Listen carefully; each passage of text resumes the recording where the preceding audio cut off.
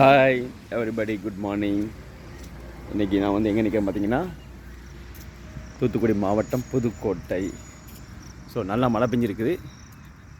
Climate வந்து பார்த்திங்கன்னா ஜில்லுன்னு இருக்குது.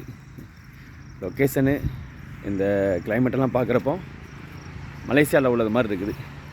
மலேசியாவில் வந்து பார்த்திங்கன்னா வாரத்தில் வந்து 7 நாளில் குறைஞ்சபட்சம் 5 நாள் வந்து மாலை பொழுது 4 மணிலேருந்து 7 மணி வரைக்கும் நல்லா மழை பெய்யும். அங்கே உள்ள மக்களுக்கு நல்லா தெரியும்.